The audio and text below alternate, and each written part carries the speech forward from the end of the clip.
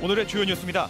익산시와 산업부, 일자리위원회, 하림그룹, 한국노총 등이 상생 협약을 맺고 익산형 일자리 모델을 본격 추진하기로 했습니다.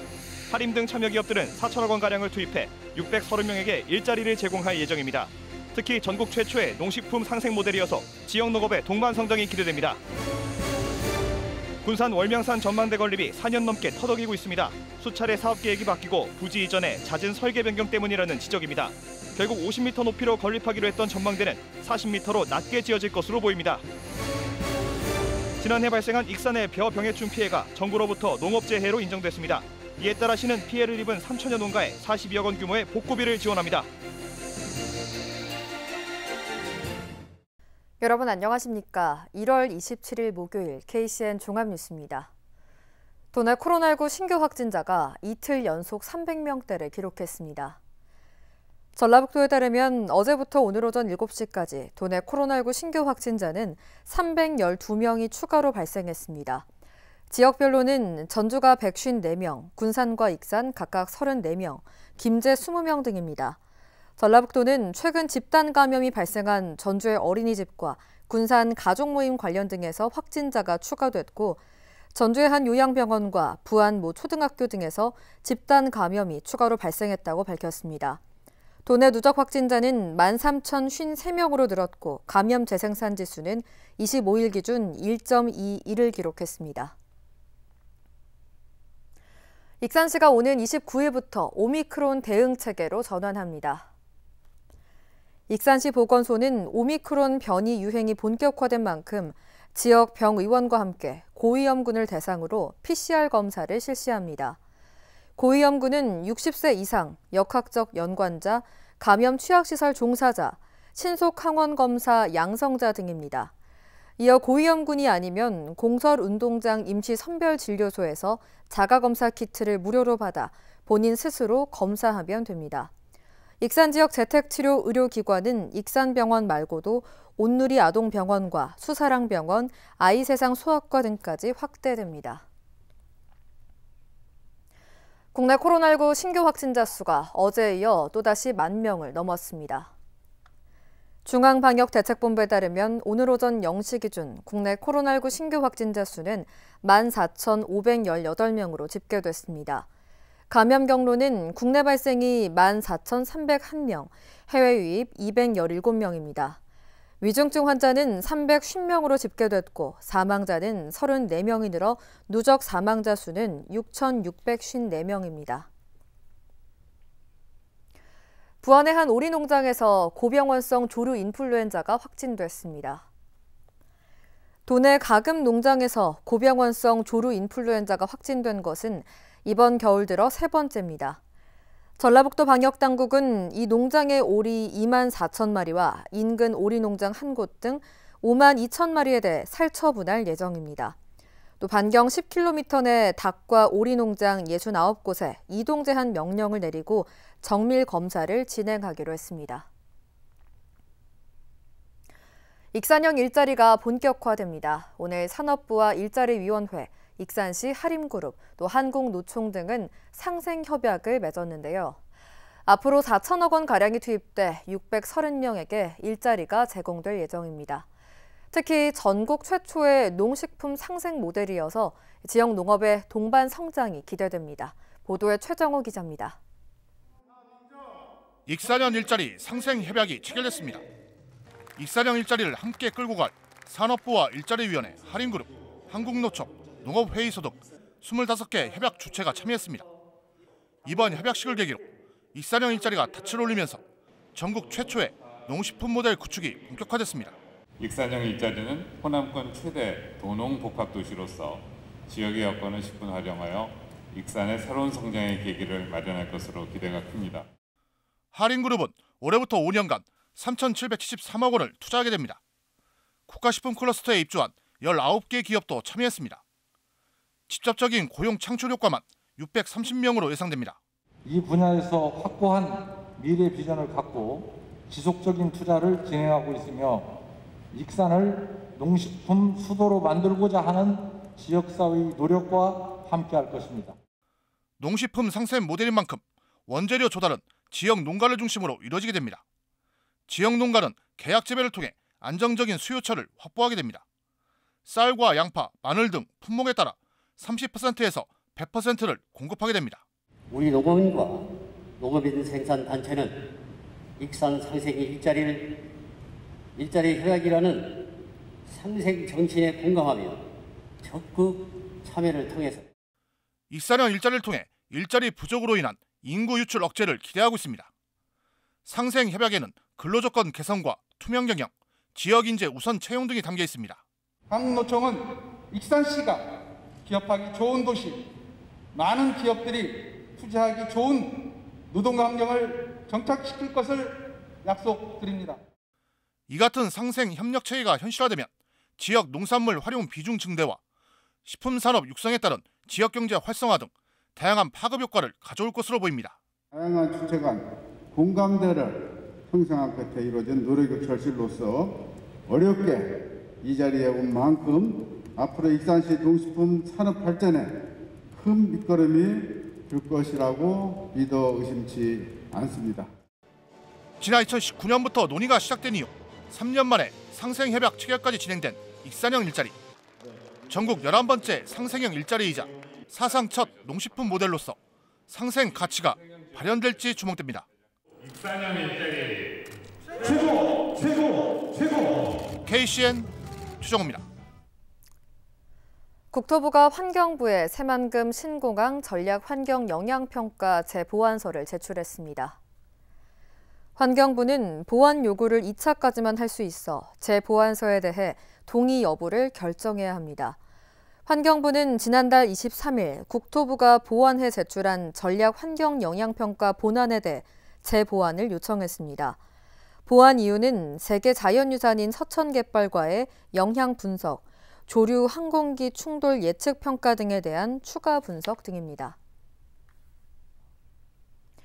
군산항 입출항 선박의 안전 확보를 위해 부두 저수심 구간 유지 준설을 비관리청 항만 개발 사업으로 확대해 시행합니다.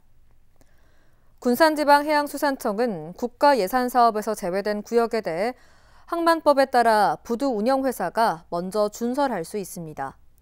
이에 따라 부두 운영회사는 비관리청 항만 개발 사업으로 시행하고 임대료 등을 통해 투자비를 보전받을 계획입니다. 군산항은 특성상 매몰 퇴적 현상이 심해 매년 대규모의 예산을 투입해 유지 준설을 하고 있지만 예산 한계로 적기 준설이 이루어지지 않고 있습니다. 익산시가 소상공인 전담 부서를 별도로 신설합니다. 익산시에 따르면 행정기구 설치 조례 개정안이 시의회를 최종 통과함에 따라 소상공인을 지원하기 위한 전담 부서를 만들 수 있게 됐습니다. 이에 따라 다음 달 중에 인사가 진행될 예정입니다. 현재 익산시는 일자리 정책과의 소상공인계를 두고 있습니다. 군산시가 수질 개선과 재난 대응 강화를 위해 하수도 정비에 나섭니다. 시는 우수와 오수 분류와 농어촌 지역 하수 처리장 조성을 위해 195억 원을 투입한다고 밝혔습니다. 이번 하수도 정비는 원도심과 조촌동, 어청도 등 11곳에서 진행될 예정입니다. 사업이 완료되면 하수도 보급률이 97.4%로 오르고 하수관로 역류로 인한 도시 침수에 조기 대응할 수 있을 전망입니다. 지난해 발생한 익산의 벼병해충 피해가 정부로부터 농업재해로 인정됐습니다. 이에 따라 시는 피해 농가에 국비와 시비를 합해 42억 원 규모의 복구비를 투입합니다. 윤현석 기자의 보도입니다. 지난해 익산의 벼 재배 농가 3천여 곳에 피해를 입힌 벼병해충. 벼병해충 피해가 지난 26일 정부로부터 농업재해로 인정받았습니다. 벼병해충이 농업재해로 인정받은 것은 지난 2014년 전남에 이어 이번이 두 번째 사례입니다. 농식품부는 지난해 벼병해충이 이상기후로 인한 가을 장마로 발생했다고 판단해 농업재해로 판정을 내렸습니다. 이에 따라 피해 농가는 병해충 피해에 대한 복구비를 국비로 지원받게 됐습니다. 지원 대상은 지난해 병해충 발생으로 피해율 30%를 넘긴 2,538농가로 이들을 위한 복구비 41억 원을 확보했습니다. 익산시에는 국고지원 대상이 아닌 피해율 30% 미만 농가 703곳도 있는 상황. 시는 이 농가들에 대해서도 12억 5천만 원을 별도로 책정해 지원할 방침입니다. 피해 복구비는 피해 면적에 따라 농가별로 책정됩니다. 병해충이 농업재해로 인정되는 거는 흔한 일은 아니고요. 그때 저희가 바로 피해 조사를 했거든요. 재해에 준하는 피해 조사를 했어요. 한 20일에 걸쳐서. 그래서 데이터를 마련을 해놨고 농식품부랑 요청을 해서 이제 재해로 인정을 받았죠. 그동안 벼 병해충 피해의 경우 농작물 재해보험을 가입해야만 보상을 받을 수 있었습니다. 또 보험을 통해 보상을 받는다 해도 실제 피해 금액에 비해 낮은 금액의 보상이 이루어져 불완전한 보상을 받아왔습니다. 농민들은 병해충 피해 복구비를 정부와 시에서 지원한다는 소식에 기대의 목소리를 냈습니다. 지금 현재 3년간 이 재해가 계속 생겼었어요. 근데 우리가 농민들이 재해로 해서 그 대출을 좀 받은 게 있어요. 그럼 이번에 우리가 좀 도움을 받게 되면은 대출 이자도 좀 갚고 원금도 좀 환원할 수가 있죠. 그래서 저희들은 큰 도움이 됩니다, 이번에.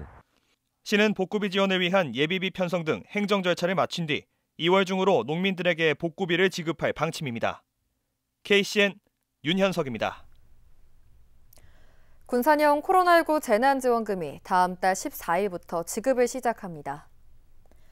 군산시는 재난지원금 지급을 위한 추경 예산안이 시의회를 통과함에 따라 이같이 지급합니다. 전 시민에게 지급하는 재난지원금은 한 사람당 10만 원으로 선불카드를 활용해 2월 14일부터 지급될 예정입니다. 사용기간은 5월 31일까지이며 사용하지 못한 금액은 전액 환수됩니다. 행정명령 이행시설과 특수업종에 각 20만 원씩 지급하는 일상회복지원금은 다음 달 완료할 예정입니다. 익산의 신규 아파트 분양권 불법 전매 사례가 상당한 걸로 나타났습니다. 익산시는 신규 아파트 분양권 전매 과정을 전수조사한 결과 편법 증여가 5건, 다운신고 18건 등 총 23건의 의심 사례를 적발했다고 밝혔습니다.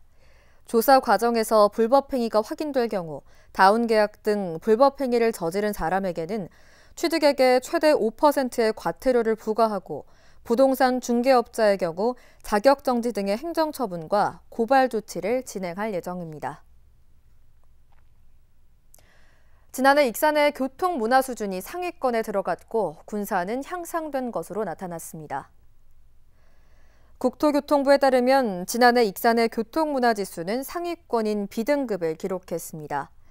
군산은 지난 2020년 최하위권인 2등급에서 지난해 C등급으로 상향됐습니다.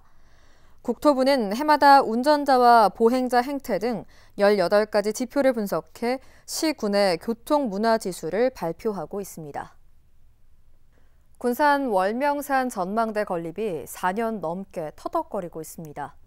수차례 사업 계획이 바뀌고 부지 이전과 또 치밀하지 못한 설계 때문인데요.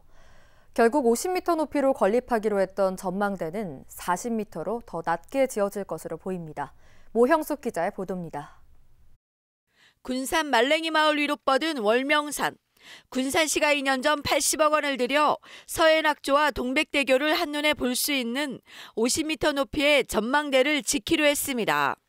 하지만 사업비가 50억 원가량이 초과되면서 높이가 40m로 낮아졌습니다. 문제는 사업 계획이 수차례 변경되고 치밀하지 못한 설계가 화근이었다는 지적입니다. 전망대 사업이 처음 추진된 것은 지난 2017년.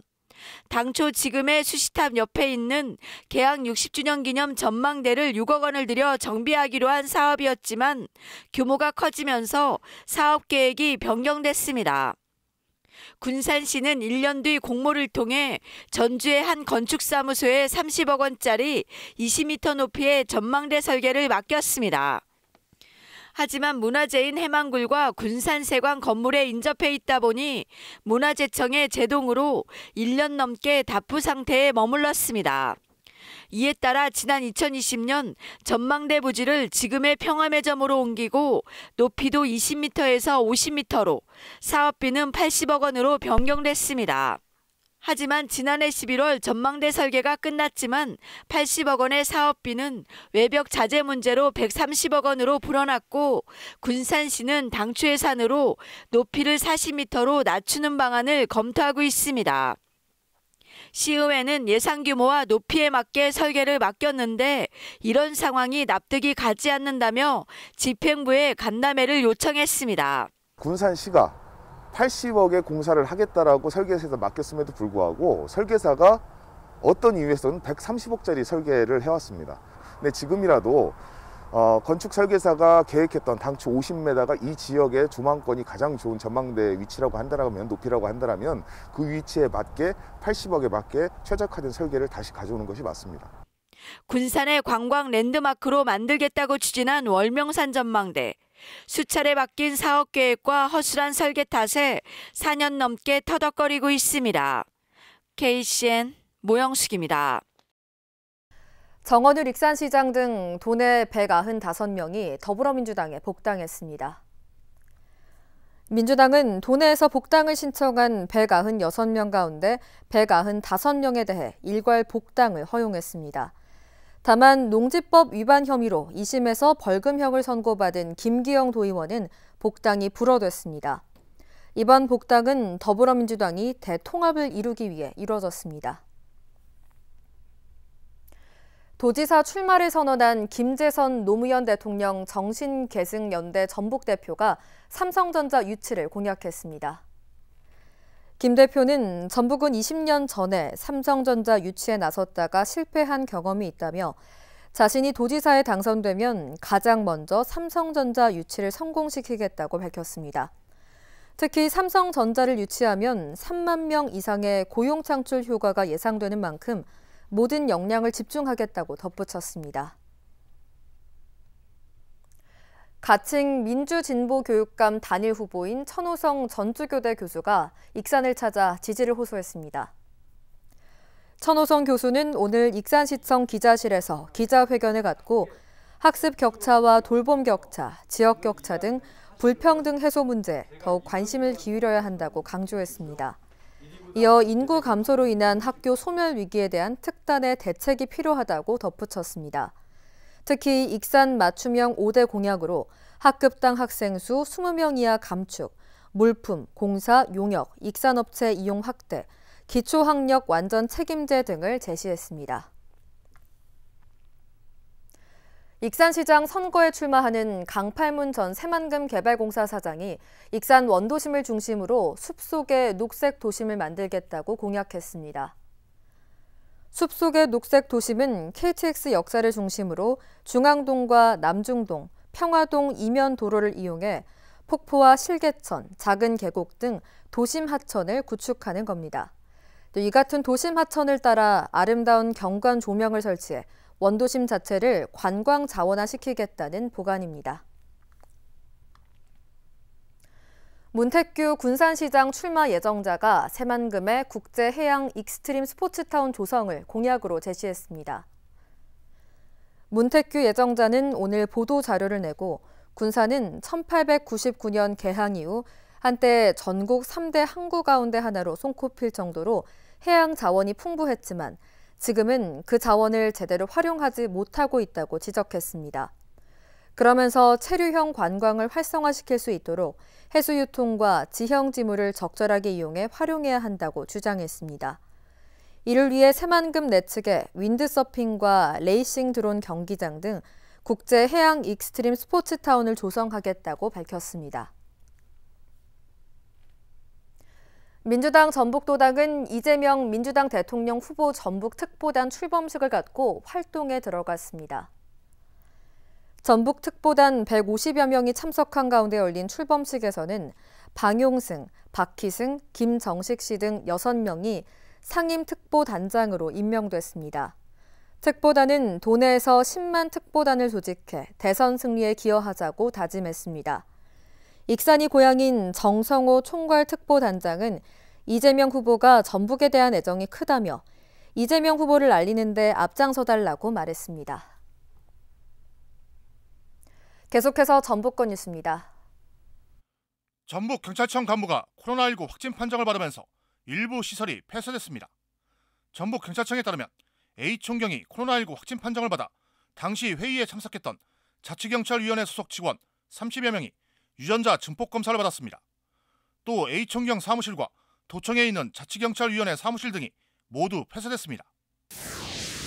전화로 아들을 납치했다며 돈을 요구한 태국인 보이스피싱범이 현장에서 붙잡혔습니다.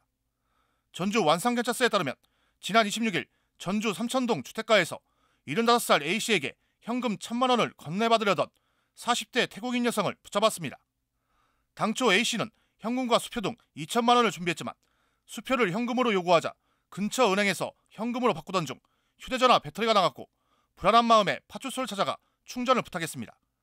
A씨의 사정을 들은 경찰은 보이스피싱임을 직감하고 돈을 건네기로 한 장소에서 태국인 여성을 붙잡았습니다. 하지만 태국인 여성과 같이 있던 남성은 현금 1,000만 원을 먼저 가지고 간 상태였습니다. 지리산 벤사골 일대에서 고로쇠 수액 채취가 시작됐습니다. 남원시에 따르면 최근 기온이 상승하면서 평년보다 일주일 정도 채취 시기가 빨라졌습니다. 고로쇠 수액은 일교차가 15도 안팎으로 벌어지고 낮 최고 기온이 영상 10도 전으로 올랐을 때 가장 품질이 좋습니다. 오는 4월 초까지 채취될 예정이지만 올해는 눈이 많이 내리지 않아 채취량이 적을 것으로 예측되고 있습니다. 지금까지 전북권 뉴스 최정호입니다. 군산시가 시내 686세대에 태양광 등 신재생에너지 설비를 지원합니다. 시는 지난해 확보한 국비 29억 원에 11을 더해 모두 58억 원을 투입해 오는 10월까지 에너지 설비 설치를 완료할 방침입니다. 한편 이번에 설치될 주택용 태양광 3kW는 연간 50만 원 정도의 전기요금 절감 효과가 있는 걸로 나타났습니다. 대기업의 중고차 매매 진출이 가시화되면서 도내 중고차 업계가 반발하고 나섰습니다. 전북자동차매매사업조합은 긴급 성명을 내고 현대차 등 대기업이 중고차 매매 시장에 진출하는 것은 생존권을 위협하는 것이라고 호소했습니다.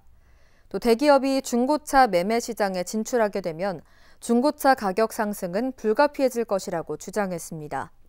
한편 지난해 국내 중고차 거래는 387만여 대로 집계됐습니다.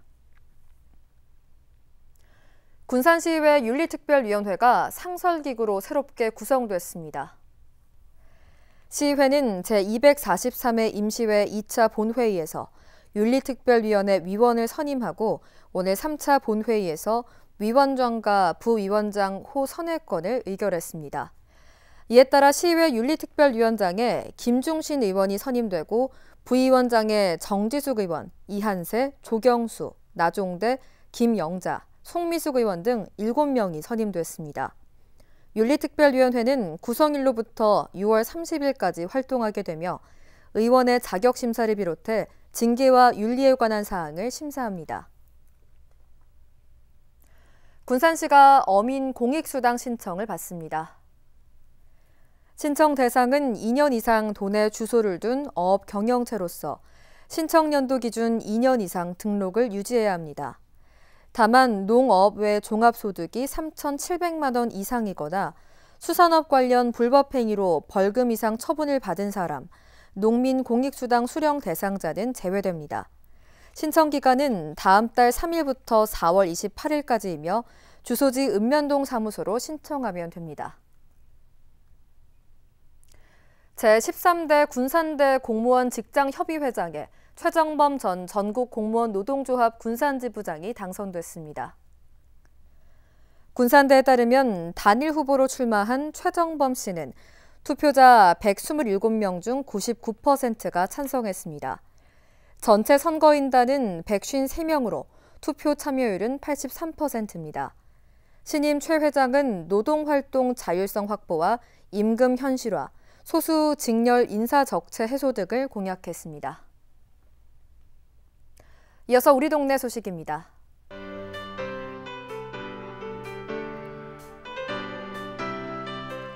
익산 황등면 이장단 협의회가 설 명절을 맞아 갈비탕과 라면, 한과 등으로 구성된 선물 꾸러미를 기탁했습니다. 이날 기탁된 꾸러미는 관내 홀몸노인과 다문화 가정 57가구에 전달됐습니다.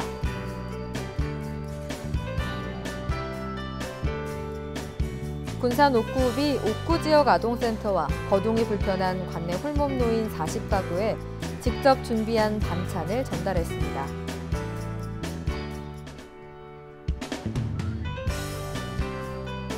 군산 폐차장이 지역 내 어려운 이웃을 위해 사용해달라며 270만 원 상당의 백미 100호를 소룡동 주민센터에 기탁했습니다.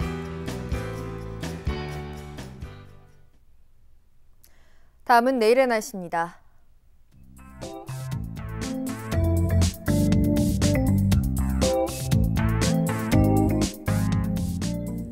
내일 우리 지역은 대체로 맑은 날씨를 보이겠습니다.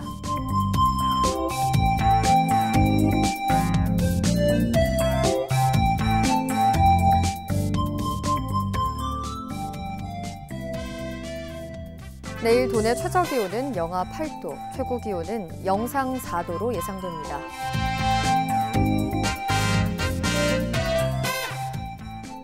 군산의 아침 기온은 영하 4도로 출발해 낮에는 영상 2도까지 오르겠습니다.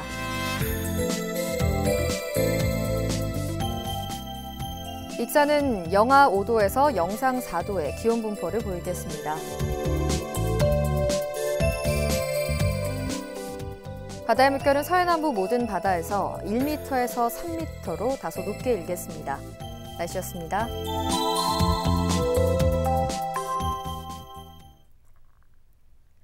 이상으로 KCN 종합뉴스를 마칩니다. 정확한 보도로 늘 함께하겠습니다. 시청해주신 여러분 고맙습니다.